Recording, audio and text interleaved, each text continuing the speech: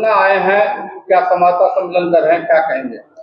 सबसे पहले मैं अपनी पार्टी की तरफ से आप सब लोगों को बहुत बहुत धन्यवाद देता हूं कि आप लोगों ने अपने व्यस्ततम समय में से कुछ समय निकाला और हम लोगों को दिया। जिला अध्यक्ष जी को भी धन्यवाद देना चाहता हूं मैं अपनी तरफ से। और मैं पार्टी का प्रधान महासचिव हूं, राष्ट्रीय प्रवक्ता नहीं हूं, क्योंकि प्रधान महासचिव ठीक है टीवी पे आप लोग देखते हैं, लेकिन मेरी भूमिका राष्ट्रीय प्रधान महासचिव के रूप में है। बहुत ही महत्वपूर्ण मुद्दे पे आज हमारी पार्टी बिहार के सभी जिलों में 38 जिलों में एक दिन लगभग एक समय में हम लोग प्रेस वार्ता करने का जो है निर्णय लिया। मैं अभी 11 बजे मधुबनी में प्रेस वार्ता किया और 2 बजे जिला अध्यक्ष जी के नेतृत्व में आज दरभंगा में भी प्रेस वार्ता करने के लिए मैं यहाँ आया हूँ। आज का जो मुद्दा है, मैं पत्रकार भाइयों से भी निवेदन करता हूं कि इस मुद्दे की गंभीरता को आप लोग भी समझेंगे, क्योंकि यह एक राजनीतिक मुद्दा नहीं है, ये जनहित से जुड़ा हुआ मुद्दा है। और हमारी पार्टी पूर्व में भी जो हमारी पार्टी थी, राष्ट्रीय लोक समता पार्टी RLSP के नाम से, उस टाइम में भी जब हम लोग NDA सरकार में थे तो आप लोगों को याद होगा आदरणीय उपेंद्र कुशवाहा जी केंद्र में मंत्री भी थे और उस समय हम लोगों ने कॉलेजियम सिस्टम को उठाने का काम किया था। उस समय किसी की साहस भी नहीं होती थी कि कॉलेजियम सिस्टम के बारे में लोग बोले, लेकिन केंद्र में मंत्री रहते हुए हम लोगों ने हल्ला बोल दरवाजा खोल अभियान चलाने का काम किया। और आज स्थिति यह हो चुकी है कि कॉलेजियम सिस्टम के अगेंस्ट में भारत सरकार भी है, भारत सरकार भी चाहती है कि न्यायिक व्यवस्था में सुधार हो।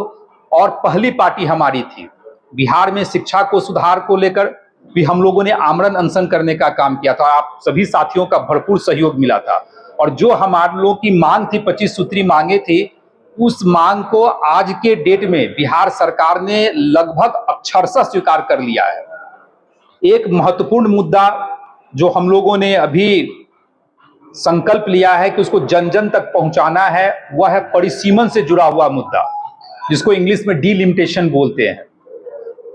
यह राजनीतिक विषय नहीं हो सकता है, क्योंकि मीडिया का ज्यादा इंटरेस्ट होता है, चुनाव का वक्त है कि कौन सी पार्टी कितने सीट पे लड़ेगी, उसको जानने की ज्यादा इच्छा होती है। गठबंधन में सब कुछ ठीक ठाक है कि नहीं, उसको बात जानने की इच्छा होती है। लेकिन ये एक जनहित से जुड़ा हुआ वो मुद्दा है और आप लोगों से, सभी लोगों से मेरा आज आग्रह होगा कि इस गंभीरता को समझते हुए आप लोग भी समझिएगा।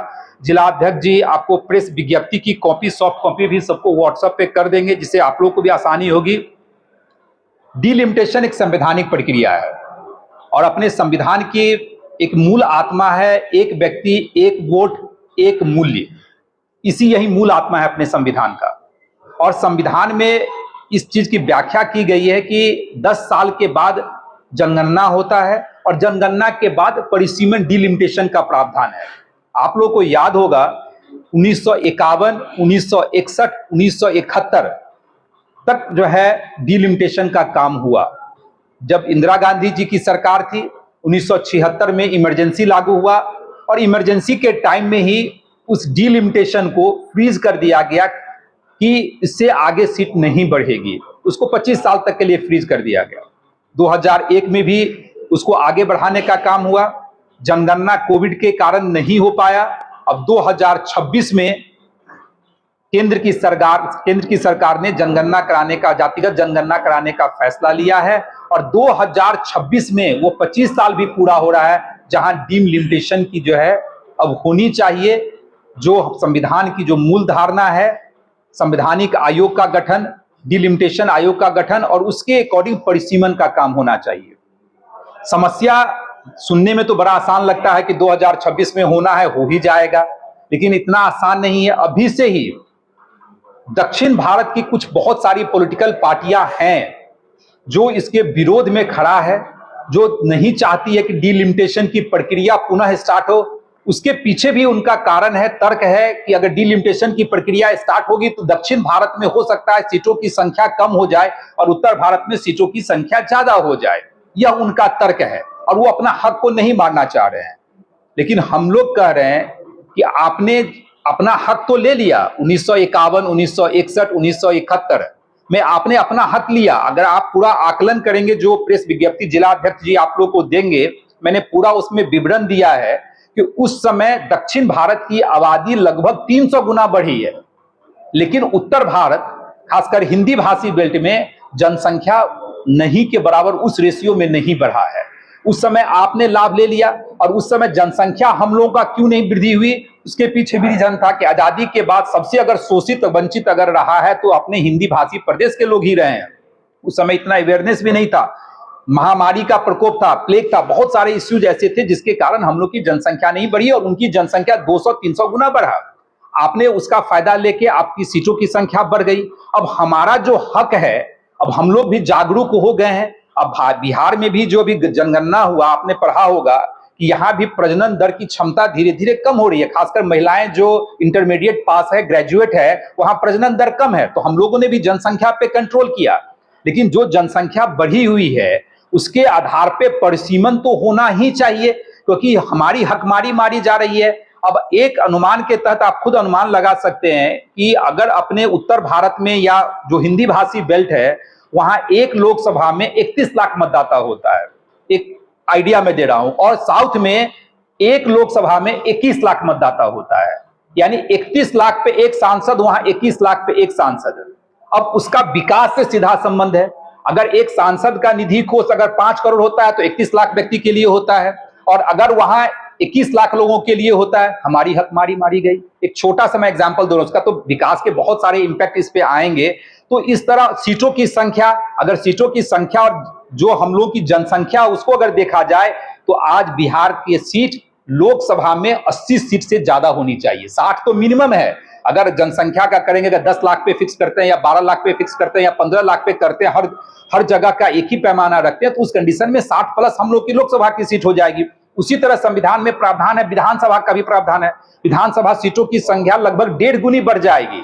तो हमारी हक मारी जा रही है, उनको हक मिल चुका है। इसीलिए हम लोगों ने यह फैसला लिया, जब हम लोग ने वाल्मीकि नगर में आदरणीय उपेंद्र कुशवाहा जी के नेतृत्व में जो हम लोग का 3 दिनों का शिविर हुआ, हम लोगों ने प्रस्ताव पारित किया कि संवैधानिक अधिकार परिसीमन सुधार, इसको लेकर हमारी पार्टी एक जो है जन जागरण अभियान चलाएगी, जनता के बीच में जाएगी, जनता के लिए अवेयरनेस क्रिएट करेगी कि यह क्यों जरूरी है। अब इसका फायदा सिर्फ एक समाज को नहीं है। अगर सीटों की संख्या बढ़ेगी तो SC ST महिला का जो 33% जो रिजर्वेशन का प्रावधान है, महिलाओं का प्रतिनिधित्व भी लोकसभा में बढ़ेगा, महिलाओं का प्रतिनिधित्व भी विधानसभा में बढ़ेगा, और इसका सीधा इंपैक्ट आपके बिहार, यूपी और तमाम जो हिंदी भाषी प्रदेश के है वहां से आपका प्रतिनिधित्व बढ़ेगा। उसका इंपैक्ट राज्यसभा पे भी होगा, उसका इंपैक्ट विधान परिषद पे भी होगा, हर जगह इंपैक्ट देखने होगा। विकास की गति तेजी से बढ़ेगी। अब छोटे छोटे राज्यों की कल्पना क्यों की गई थी? इसलिए कल्पना की गई थी कि छोटे राज्य रहेंगे तो वहां विकास ज्यादा होगा। अगर आप 31 लाख पे एक सांसद देते हैं और 21 लाख पे एक सांसद देते हैं तो स्वाभाविक है उतना जो विकास होना चाहिए हम लोग के क्षेत्र में नहीं हो पाता है। तो यही कारण है कि हम लोग इसको जन जागरण के रूप में, एक जागृति के रूप में हम लोग इस मुद्दे के लिए आप लोगों के समक्ष आए हैं। जिला अध्यक्ष जी आप लोगों को कॉपी भी देंगे, उस कॉपी का पूरा अध्ययन कीजिएगा। आपको एक एक विश्लेषण मैंने किया है, आंकड़ों के साथ किया है, कि तथ्य के साथ किया है, जिससे आप लोगों को भी संतुष्ट हो जाए, और आप लोगों से आग्रह होगा कि उसको आगे बढ़ाने का जैसे आप लोग काम करेंगे। और निश्चित रूप से जब आप लोग का सपोर्ट रहेगा तो एक यह नेशनल इश्यूज बनेगा, और मुझे पूरा उम्मीद है कि हम लोग NDA सरकार में है, केंद्र में भी हैं, बिहार में भी हैं, और 2026 में परिसीमन होना है। केंद्र सरकार भी हम लोग की बात को सुनेगी, और बिहार और हिंदी भाषी बेल्ट के लोगों को ध्यान में रखते हुए परिसीमन का काम पूरा होगा। हम साउथ के विरोध में नहीं है कि साउथ की सीटें कम कर दी जाए, लेकिन जो मेरा हक है वो हम लोगों का हक मिलना चाहिए, और उसी हक के तहत हम लोग सरकार से और संविधान में जो प्रावधान है उसके तहत हम लोग अपने अधिकार को मांगने के लिए आए हैं। और इसी के तहत हम लोगों ने 2 कार्यक्रम करने का भी फैसला किया है।